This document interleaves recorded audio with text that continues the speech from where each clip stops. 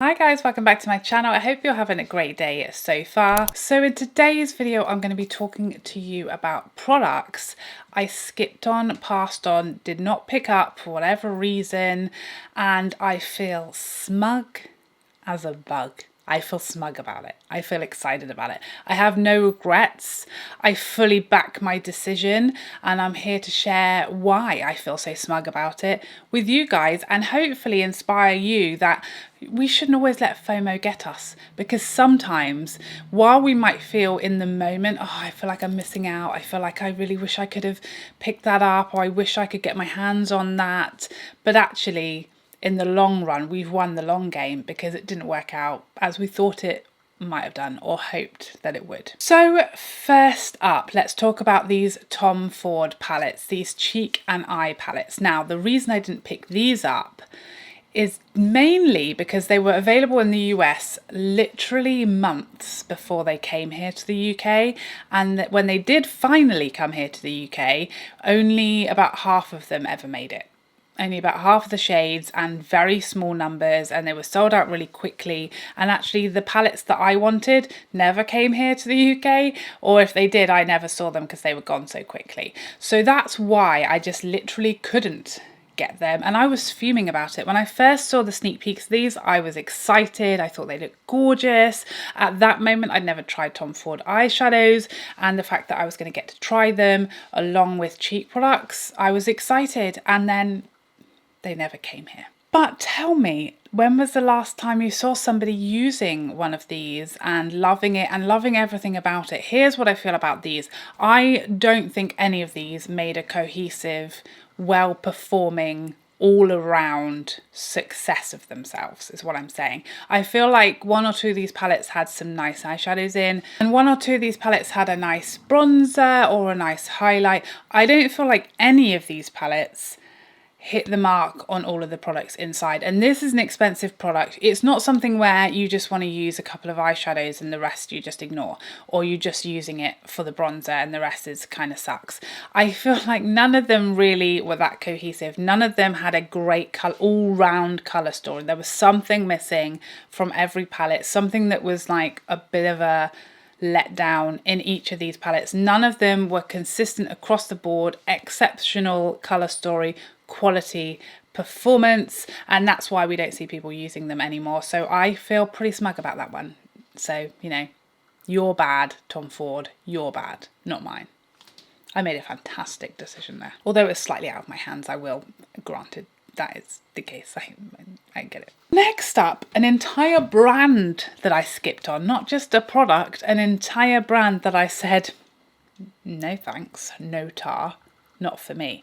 And that's Valentino Beauty. I had a few questions about this brand, but not enough that in any way I thought you guys were super interested and you really wanted a review from me. I feel like, in hindsight, I'm super glad I did not waste hundreds of pounds picking up this entire range, because I thought about it. I thought about picking up everything and doing a full brand review on my channel, but there just didn't seem to be, the interest just wasn't there. And then having seen other people's reviews, I thank the Lords for above, because that would have been a whole waste of money. It appears like just this is the epitome of a cash grab from Valentino. It doesn't appear that there's much quality there. It doesn't appear that there is much thought and consideration that has gone into packaging, which is extremely naff, for want of a better word. It looks nice. I feel like the pictures of the packaging look nice, but if you check out my friend Tavia over on Instagram, she had a terrible experience. It's just, in her opinion, and she's someone who, you know, has had an awful lot of high-end and luxury products and makeup in her hands, it just feels cheap. It doesn't feel worth the money. It doesn't feel like the price tag that it costs, and the packaging is a real letdown, and in reality it's very cheap, flimsy, light, and just not good enough for the price. I feel like if you're Valentino, You need to bring something out, especially if you're charging these prices. You need to compete with the gorgeous packaging that we get from Pat McGrath, that we get from Charlotte Tilbury, that we get from Chantecaille. That's the level of packaging that you need to bring. And it doesn't have to be, you know, over the top glitzy. You know, you can keep it classy and understated, but it needs to feel like that cost £150 if that's the label you're going to put on it. It doesn't need to feel like it costs for £5.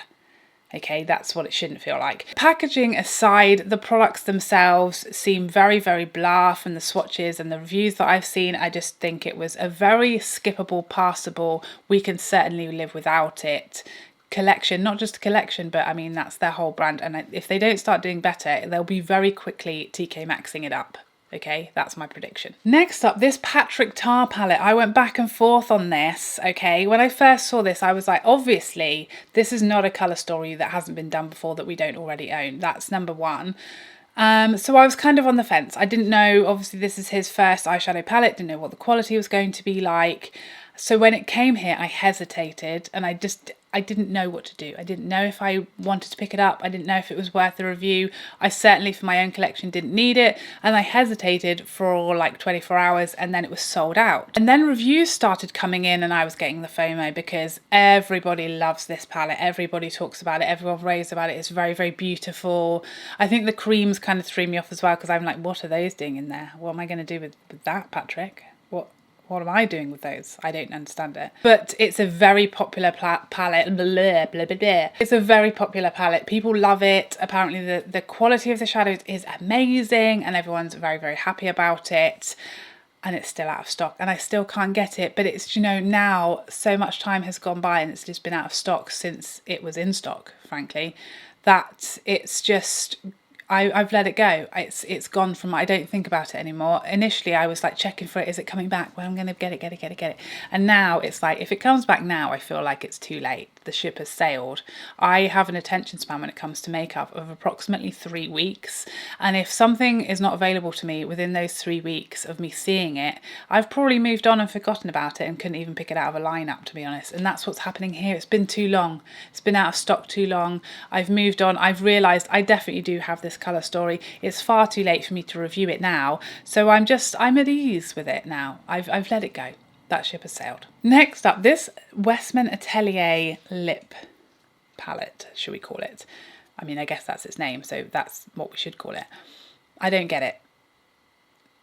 That's what I'm saying to you. This reminds me of like the ABH lip palette. Not that it's the same thing, but it's only really useful, I feel, to professionals or people doing their makeup on set, because I don't know who's taking a lip palette and a spatula out on a night out with them to like remix the combo that they came up with at home and reapply it. I just think you're never going to get the same one for a start. That's a big old thing to have in your handbag. And this Westman Atelier is a smaller version of the same problem for me, is that one, you've kind of either got to apply it with a finger very carefully if you're trying to just get one of the shades, or with a brush. And I've never really got into the lip brush, it's not really for me.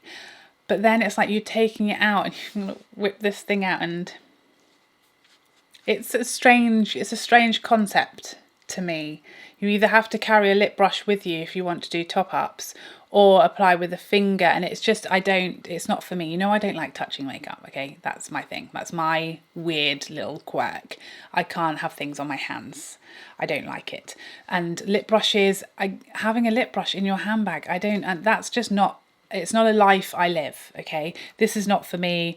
I briefly got lured in because it looks very pretty to thinking maybe this could be for me, but it's definitely not. And I've seen people using it, and every time I think it's not for me, and I feel smug. Next up, a large launch that I fully checked out on pretty quickly and fully decided to pass on, and it's these Louboutin cheek and eye palettes. Actually, the thing about these are the packaging is like insane and gorgeous, and can I imagine that on my dresser looking gorgeous and slightly dangerous, like a weapon? Yes, I like it. You know, if there was a problem in the night, would I grab that Louboutin packaging and, you know, use it as a potential defensive weapon? Yes, probably I would.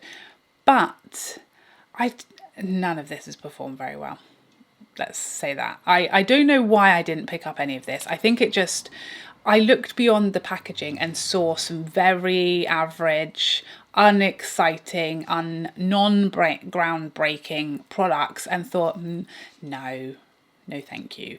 And every review I've seen, it looks fine. It does look fine. It looks okay. It doesn't look as bad as the Valentino stuff, I'll say that. And this packaging is gorgeous. It's amazing. Very cool. But yeah, I just, again, do you see anyone sort of whipping this out all the time and getting a lot of use out of it? I don't. And I feel like that's quite telling. I feel like it's just nothing special. And therefore, I'm super glad I saved my money, but I will have to look for an alternative weapon. So there's that. Next up, these Sisley blushes. So, this was a tricky one. When these first came out, I think I passed on them because they came out around the same time as the Hermes blushes, around the same time as the Pat McGrath blushes, and I was maybe a little blushed out. No, I wouldn't have thought so. That I don't think that happened. But I think what it is that I couldn't swatch them. I couldn't really see a video. I watched Michelle Wong's video. I think she has all of them, which is very, very useful and helpful, but she's a very different skin tone. She's much fairer than me. And a lot of these blushes appeared to be for Michelle's skin tone, and therefore they just weren't really going to give me the effect that I wanted. So really none of the shades appealed to me, and I just passed on them. The packaging looks gorgeous, I will say that. But yeah, none of the shades kind of stood out as a must-have. I think the shades that I liked the look of were going to be too light for me, and so therefore I just kind of reluctantly passed on them. But then since then, I mean, I've been blessed with blush from all over the place, willy-nilly about the place, blush coming out my ears, and I just don't even think about these. I don't regret it. There's no shade that I think, oh, one day I'll pick that up, because there isn't one that excites me. I've got my Pat McGrath, I've got my beautiful palettes from NARS, I've got my Laura Mercier blushes that never let me down, I've got MAC blushes that I love and always have done. I just don't need these Sisley ones that are very, very expensive, and I feel like there aren't shades that tickle my pickle, that make me think about them, that make me dream about them at night. There's nothing there that sets my loins on fire, you know? Do you know, or is that just me? Next up, these Gucci lippy balms, these Rouge de Beauty lip balm sticks. I'm sure that's what they're called. These have been in and out my basket a dozen times probably. There are definitely times when I've just nearly checked out. There have been, I won't lie to you. And I'm super glad that I have now let them go. The thing about these is I own a lot of these types of formulas, these balmy, tinted balm type formulas, these skinny little components. I have a lot of them, Charlotte Tilbury, the Fenty, the NARS. There's lots of these types of formulas available. If you look, have a look, why don't you? These were kind of, I don't really love this packaging. It looks very old-fashioned to me, so there's that.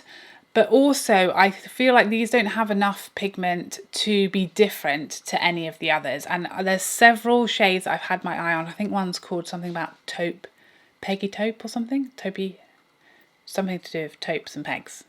I don't know. And then there's the goldy red, which is always in their line. So those are the two that I was like, look kind of different, but I think once they go on the lips, actually they don't look any different to all of the others that I already have and own, and they're just unnecessary for me. I think if you like this type of formula, there's lots of options and it feels like we need to get all of them, but actually when you've got a few different formulas, and because they are sheer, they all look the same, so we only need really one. We only need one sort of red, one coral and a nude, and we've got that. They're all going to look the same once they're on the lips. I've never heard anyone say these are groundbreaking and, you know, especially different from the other formulas I already have. So I have no regrets with this. And I was very, very close to buying several of these, but I held my horses. I reined them in, and I have, you know, about 70 more pounds in my pocket because of it. Next up, this Tatcha setting powder, another launch that was taken out of my hands, taken out of my paws, because Tatcha is not available here in the UK. Now I do have some very lovely people that will purchase my Tatcha silk canvas and send it to me so that I can keep stocked up on that. but it's not easy and it does get expensive. Obviously shipping is expensive, so I have to really desperately want something, and because it's going to take a long time here, I'm not going to be able to review it in a timely fashion. I do tend to consider and watch more reviews than I would just pull the trigger if it was available here. And if this had been available in the UK, I 100% would have snapped this up, because I had very high expectations of this to be like my dream powder based on how much I love the primer. I feel like powder and primer, they are obviously very different, but they have a lot of the same things that I want from them. I want it to be silky and glowy and feel nice on the skin and smoothing. So I want the same things, and I expected, as I love the Tatcha primers so much, that I would love this primer. It would be like the Tatcha silk canvas on top of my foundation instead of underneath it. Does that just me. Okay, I'm sorry, move on. That's what I thought it was going to be, and then I watched reviews and it seems pretty average. Certainly not up there with the performance of their primer, certainly not as popular. I've not really seen anyone love it. In fact, I haven't seen anyone especially like it, let alone love it. So yeah, I'm super glad I did not pay double to get that here, because I would have been fuming. I feel that's probably the smuggest I feel out of this whole video about that, because it was something I would have bought, but they wouldn't let me. And then it was like, oh well, I'm glad anyway, so there, that's on you. And I feel smug about it. Next up, and I feel slightly bad about this because I don't like to kick people when they're down, but it's the Becca Dewing Tint. This was horrible. This is one of, if not the worst product I've tried this year. Luckily, I got a sample of this. I can't remember, I think from Cult Beauty, I got a sample of this. This is definitely something that interested me, that sounded like it might be up my street, that a lot of you guys were asking about, that you wanted me to try. So I popped a sample in my basket and tried it. I'm definitely wary of Becca launches at the moment because we know they're disappearing soon. And the last thing on this earth that I need right now, I mean anytime, but especially right now, is to get obsessed with a Becca product that I cannot live without and that runs out quickly. I have some Becca blushes that I like, but you know, blushes will last for years, and honestly I'm not someone who wants to buy a load of backups for them to sit in the drawer in case one day I use up a whole blush. Like, that's just not my style. So I'm like, the products that I have from Becca, when they run out, and I'll kiss them goodbye and bury them in the garden, and we'll all move on with our lives. And I'm sure by the time that happens, something I love more will have come along. I'm definitely not going to buy 28 Becca Tiger Lily blushes just because I won't be able to get another one in a few months' time. So yeah, the last thing I want is to get like into something like a foundation, a primer that will actually run out fairly quickly and feel like I need to buy 17 of them, because how long can you really keep that up, honestly? In 20 years time, am I going to be going through the, like, on the black market on eBay still trying to get a new Becca Dewing tint? I can't see that happening, to be honest. So I don't really want to love something, but I'm willing to try it for the sake of the community. And so I tried the sample, and my days, that was a bad day. It wasn't a good day. It just was crazy. I don't know what was happening. I looked like the Tin Man, that's the first thing. It was like an all over highlight, and not like a subtle one, like a highlight, a liquid highlight all over my whole face. So that wasn't flattering, I'll say that. It balled up.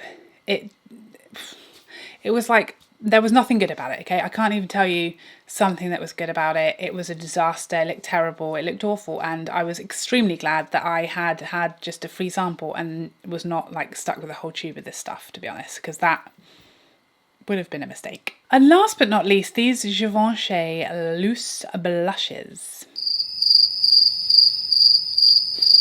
I talked about these in a Will I Buy It video, I believe.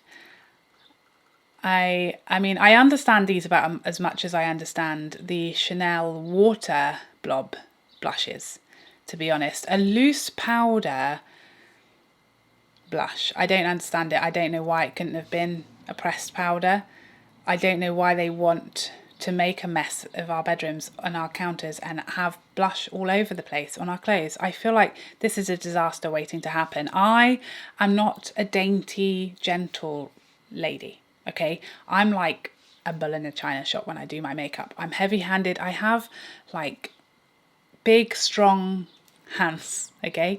So I'm not dainty. I can't imagine me sitting there with a little puffing on my blush. It's not going to work for me. It's just not for me. I'm like a, you know, that's my style. I don't know about yours, but that's my style. I am heavy-handed. I am usually in a rush. I need things that make things easier, not messier and harder and bonkers. That's what I don't need. And I feel like those are just not for me. They're just not the way that I would do my makeup and my personality. They aren't going to work. So I skipped those. Lots of people were asking me, are you going to pick this up? Please pick them up. And I decided it was just going to be such a waste of time and money that I didn't want to. I don't mind buying stuff for review purposes. Obviously that's kind of the point of having a channel, especially if it's going to save you guys money. I don't mind doing that. But when I know I'm not going to use something again, it feels very wasteful for me. So I don't love doing that. Like if I think something might be good or I might not love it, but it's going to be a good review, I don't mind it. But buying, you know, several of these blushes that take up a lot of room that I know I won't use again, it's too wasteful for me and I don't like doing it. So that's why I didn't pick these up. And I mean, some people have liked these, don't get me wrong. I don't think anyone hates them or thinks they're a disaster. But whenever I watch a review of these, I can taste it.